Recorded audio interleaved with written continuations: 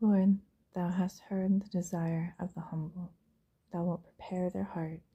Thou wilt cause thine ear to hear, to judge the fatherless and the oppressed, that the man of the earth may no more oppress.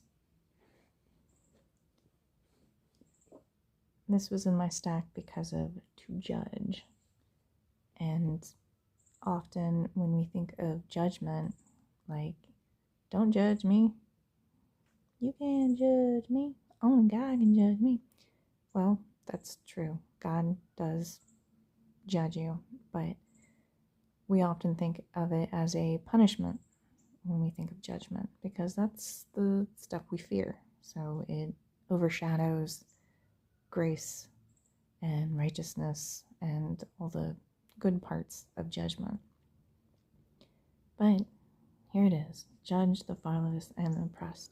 God calls us constantly to judge the poor. He does want us to judge, and he wants us to judge with right judgment, meaning we need to know what he likes and do his will, because we have free will, but we are only free when we do his will. So this also relates to, it is appointed unto men to die once, and after that the judgment. A lot of people take that as meaning that's the judgment where you're either sent to heaven or hell, but hell gets cast into the lake of fire at the end. It doesn't say when we go to hell, it just says that's the judgment. It doesn't say we couldn't possibly live again. For example, Lazarus died. He must have had some kind of judgment, but he came back to life because Christ rose him. There's other people that come back to life after dying. It happens today, every day. There's a million NDEs if you want to look into them. And a lot of them have what's called a life review, which is kind of like a judgment.